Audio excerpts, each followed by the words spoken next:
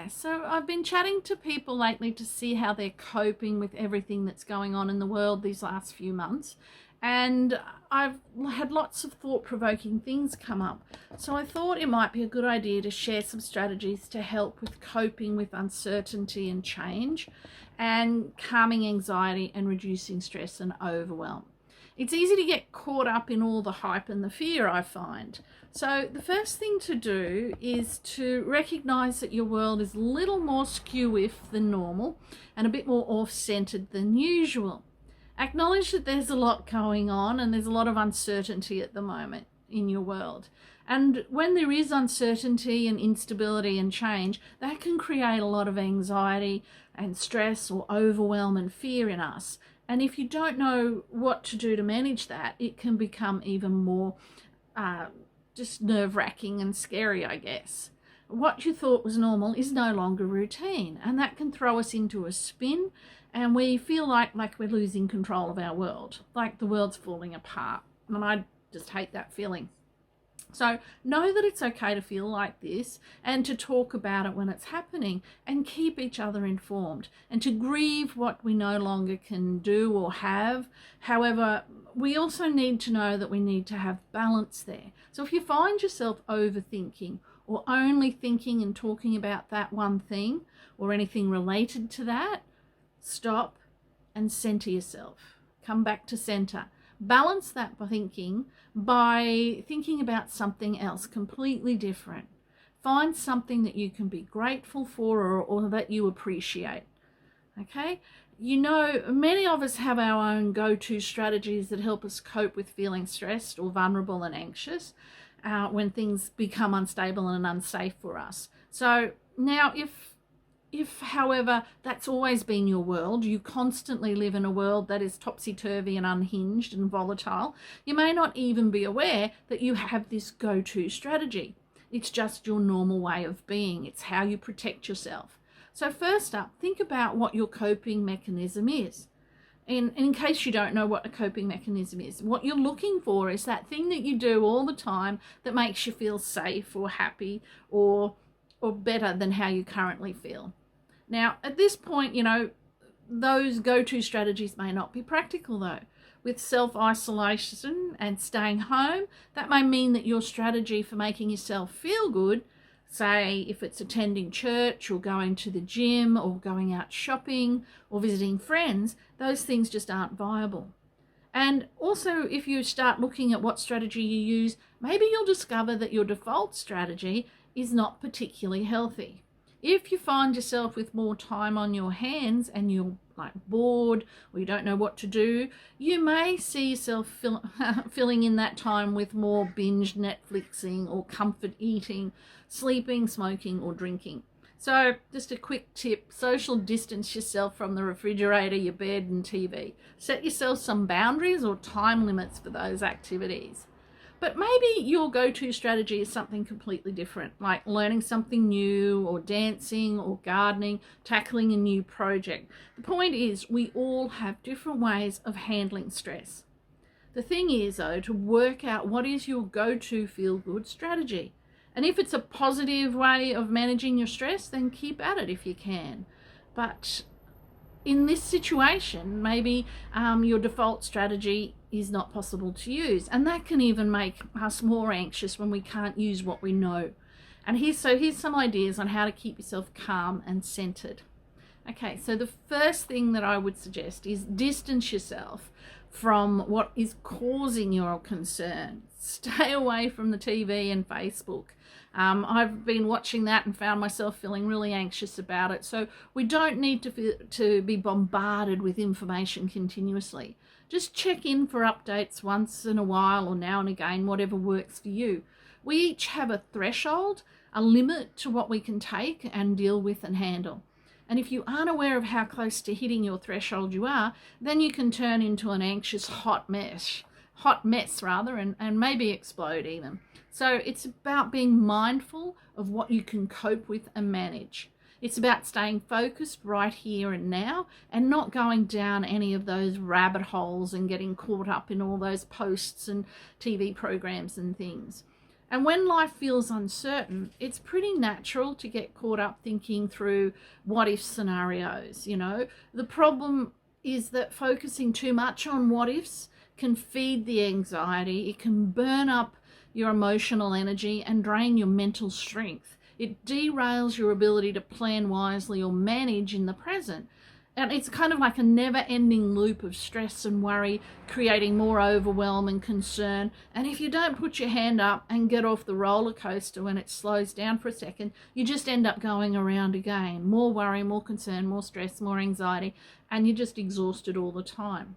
So the trick is, when you find yourself in a what-if space, turn that into a then what? Come up with a plan so that you know what to do next. And this allows you to create some certainty and some stability in your life. The then whats need to be broken down into easy, manageable steps so that you can feel confident and capable of doing them. It's a plan for how you are going to manage the what if situation. If we begin to get too worried about getting sick or testing, or about loved ones, what happens if all this gets worse, then you may end up developing other anxiety issues. We're washing our hands all the time, so that could turn into OCD or some other hypochondriacal concerns. So we just need to balance ourselves in the present and be mindful of what we're doing. Okay. Another thing is we can fall into that woulda, coulda, shoulda, if only type of thinking. And if you find yourself in that ruminating space, come back to the present. Ask yourself right now, in this very moment, am I safe? And the answer will always be yes, unless you find yourself in the scenario that you were, if only or what if happened. Okay. So right now, in this very moment, you were safe. Then go back to the plan. And once you have that plan, put it aside, because you've got a strategy and a way to cope, and you can relax. And every time you come back to that what if space, that woulda, shoulda, coulda, if only, grab the plan and calm down. And believe in yourself to tackle the issue if it occurs. We all have different styles of coping, different ways of managing when we're stressed and overwhelmed and confused. And when that happens, these stressful situations, clear thinking and compassion can go out the window. So if we all get into that space of me, my problems, we tend to forget about what's happening for others. So there's another tip. When you're in that, it's all too much, it's terrible, think about others. What can you do for others? This will take you out of that space of ego or where you're at right now, and it'll help you connect with others. Maybe you can think of something to do, make some meals, or do something that would allow you to contact them or distance yourself from that initial problem and get into being compassionate and helping others. Being of service connects you to others and keeps you in the present moment also. The third tip is to get outside if you can. Get out onto the grass, walk around barefoot, lay down, ground yourself again. Do some gardening, dig in the dirt, anything like that. Even though we're social distancing and maybe you can't go outside, make sure that you can look outside, sit by a window, feel the breeze, just get some sunshine as well. And look for what strategies you can implement. All those things that you've been wishing for and doing, maybe they're things you can do now. Now's the time to hook in and get them done. And another thing to do when you're feeling anxious and overwhelmed and stressed out is to focus on the strengths that you have and on your resourcefulness. Think about past situations, whether they be good or bad. How did you get through? Right now, it feels like a bit of a waiting game for the end of the world, and we aren't really ready or skilled up for that. But remember that you are. Everywhere there are people every day surviving against the odds, and you've survived sometimes at that against the odds, whether it's been in domestic violence situations or homelessness, unemployment, or a health issue, or in a job that you hate, or a relationship that wasn't going so well, or if you've been managing some debt and financial worries, or maybe it's just simply sitting on hold on the phone, or in the past in traffic jams. We always got through. Remind yourself of that whenever it feels like you aren't coping. Retrain your brain to use logic and emotion rather than just all of logic or all of emotion. We've been thrown off center here at the moment, and some of us probably more than others and for longer than others. However, the trick is the quicker you can return to center, the calmer you will be, the more resilient you will become, and your confidence will increase. You know, your survival strategies will just become more intentional, and you won't be just doing things on the fly. Once you implement the strategies and practice them, they won't work instantly. You'll need to keep implementing them and practicing them, but you will see changes and feel different. Practice them even when things are going well, staying outside, being grounded, being appreciative, and distance yourself from that which makes you anxious or overwhelmed and limit your time around it. Again, find things to be grateful for and to appreciate. Turn your what ifs into then whats and an easy step-by-step plan to implement, and your coulda, shoulda, wouldas, if onlys into I'll know better next time. Think about other people. What can you do for them? How can you help? How can you be of service?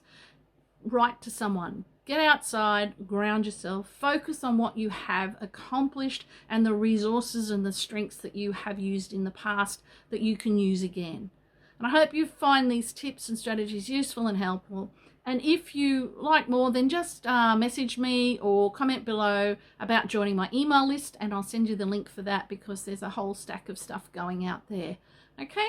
One of the other things that came up also when I was talking to people was a concern about staying home, whether they're home alone. For some, that's a blessing or a curse, and for others, being home with the kids, you know, is let's just say it's killing them. So I want to talk about that too, but that's going to be in another video. But for now, if you want to get on my email list so that you don't miss out on anything, just put a message out there, message me,